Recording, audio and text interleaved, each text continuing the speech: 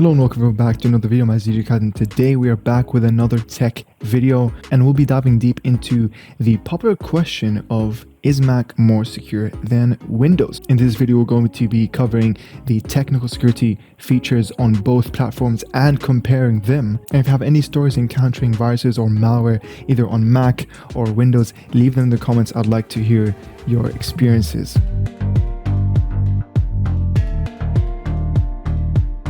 macOS is the operating system that runs all the MacBooks that Apple manufactures, and it has been perceived that it is more secure than Windows.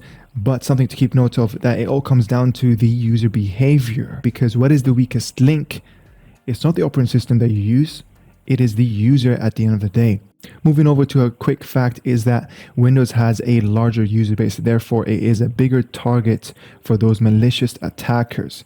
Now let's get into some details about the macOS and the security features that it has. Coming in with number one, as I already mentioned, the number of Windows users compared to the Mac users is significantly larger, making it much more of a appealing operating system to target for those attackers, as they do want to affect as many victims as possible, hence why them targeting Windows platform more than Mac. Coming into point number two is the fact that macOS is Unix based, and Unix is a family of operating systems which includes Linux and its distributions, is known for its robust security features. They do have a very strict, robust permission system, making it harder for those malwares to have access to those critical system resources, which makes it very harder for it to execute any actions without explicit permission from the user. Next up is macOS's app ecosystem. Comparing it to Windows Store, macOS's App Store is much more strictly controlled. It has much more checks and stringent guidelines to abide by that has to go through all their hosts. This reduces the chances for malware to be distributed through those official channels. Next up is a very interesting technique that Apple has, and it is called sandboxing. This limits applications to what they can do and confines them to their own space, preventing them from damaging any other apps or the system itself. Next up is another interesting technology called Gatekeeper technology, which is on by default on those MacBooks. And to keep it simple, it basically only allows apps to run that are directly downloaded from the App Store or from trusted distributors / manufacturers. And this basically prevents the user from unknowingly running a malware in the background. And finally is XProtect. This is Mac's Windows equivalent of Windows Defender, and this service has a built-in anti-malware that basically checks for downloaded files for any known malware signatures, enhancing the overall security of the Mac operating system. Now, before we get into Windows security features, I just want to wrap up with Mac's the fact that it is not immune to any of those viruses, any of those malwares, ransomwares, spywares, adwares, any of that. And I just want to remind you guys that this all comes down mostly on the user behavior and what do you do with your MacBook. At the end of the day, all what matters is what websites you visit, what links you click on, what stuff you download, and what emails you open. So I hope everyone here knows that, okay, owning a MacBook doesn't make you immune, doesn't make you, okay, you're allowed to do whatever you want and feel safe. It all comes down to you, the weakest link. I am the weakest link as well, so don't take any offense from me saying this. Now, moving on over to Windows and its security features that are built in, we're going to go with number one, which is the well-known Windows Defender. Now, it has come a long way. Windows Defender did not used to be as good at it as it is today. What is Windows Defender? Is basically a free, built-in, off the bat, off the box, off the shelf, whatever you call it, antivirus program that runs in the background. It provides real-time protection against viruses, malware, spyware, and even ransomware. Now, a quick opinion side note that I want to include here is that I would not trust Windows Defender with protecting me against ransomware. I would definitely go for a paid antivirus, which I am doing currently. Going back to Windows Defender, what it does is basically continuously scans your files in the background as you either download or as you either watch YouTube, move files around, and it basically scans for threats or any inconsistent behavior in the background, and either asks you for permission to what to do with them, or it will automatically deal with them by quarantining the files so that in the future it would not allow such services to run in the background or such execution commands to run as well. And yeah, for the most part, I would say Windows Defender is sufficient enough for the normal user. But for sure, I would go for a paid antivirus, especially if you want to protect yourself from the more serious, attacks such as ransomware, as mentioned. But for the most part, Windows Defender is decent. We're looking at, comparing 100% malware detection with the paid antivirus compared to 99.5% with Windows Defender. But to be fair, that 0.5% could be the difference of life-changing, identity theft. So make your choice there. I'm leaving you with that information. Next up is Windows Firewall. I know a lot of you guys have played around with this one in the control panel, having to disable it sometimes here and there so you can play, online games or connect to certain servers, etc., which is not a safe thing to do, honestly, once you think about it.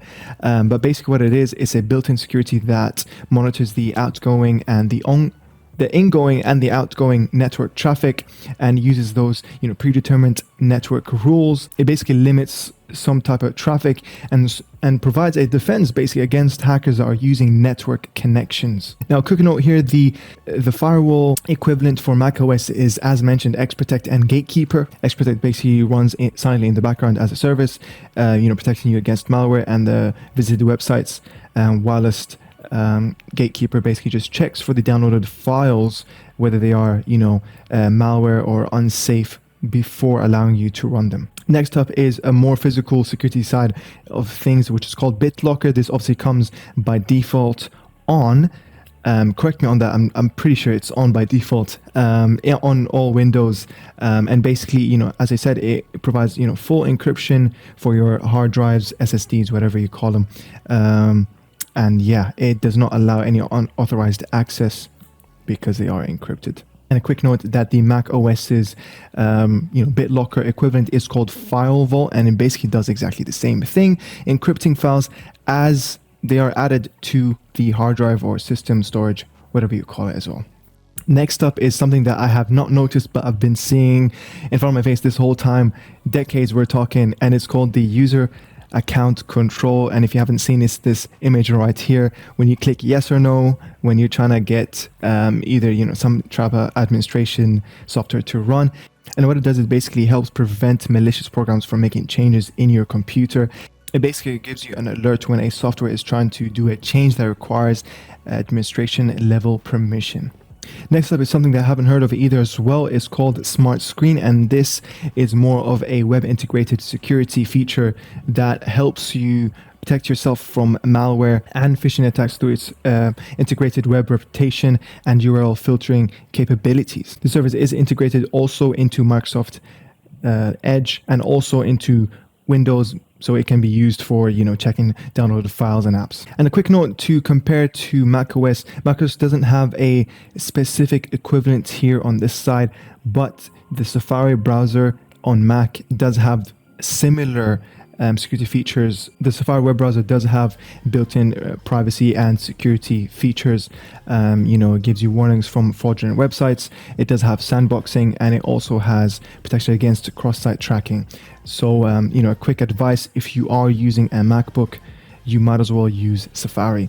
And finally, to wrap these security features up for Windows, the best security of all that nothing can outperform is Windows automatic updates. As annoying as they are actually quite important, literally from protecting you from zero-day exploits. Those are automatic. Well, if you set them to automatic, those are basically updates that patches, known vulnerabilities as they come.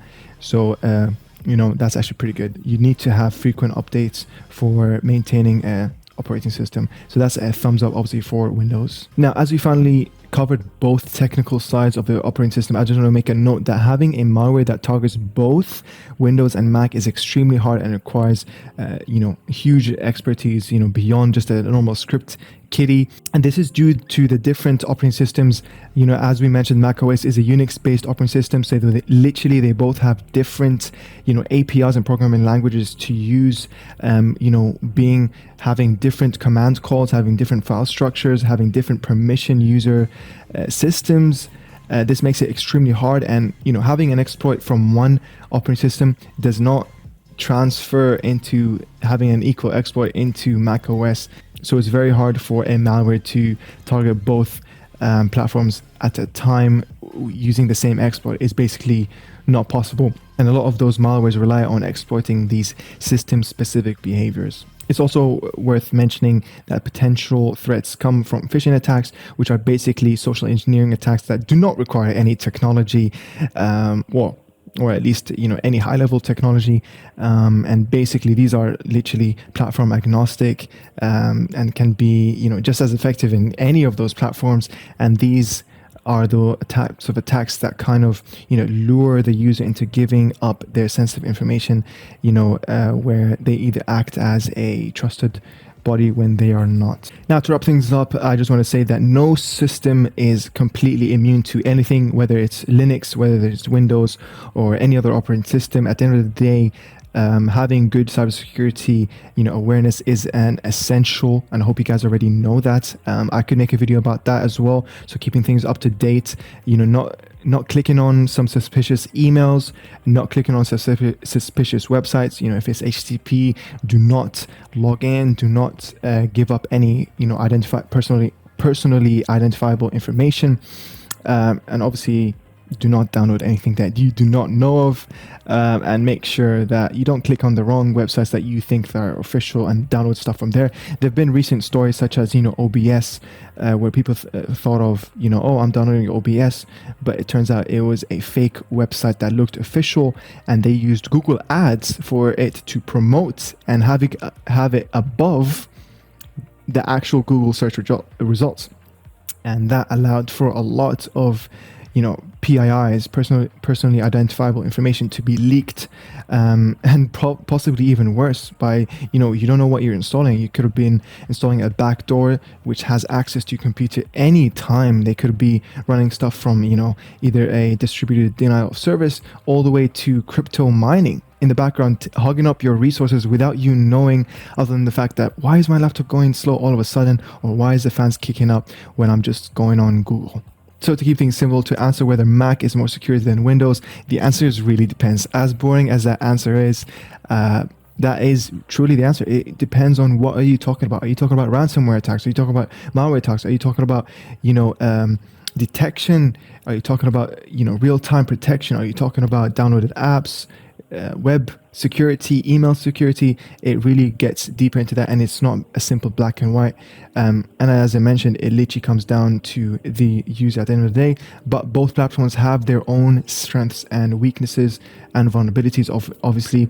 But I hope you guys really enjoyed this video. I've really enjoyed researching this. I've learned a few things as well. Let me know if you want in the future, if you want me to do an Apple vs Android system security. That would be very interesting. I am a user of both, obviously, so it would be quite interesting to compare, freedom vs security.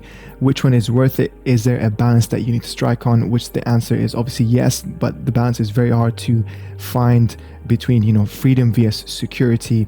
So I hope you guys enjoyed the video. Give it a like. My name is DJ Khaled, and I will see you in the next video. Bye bye.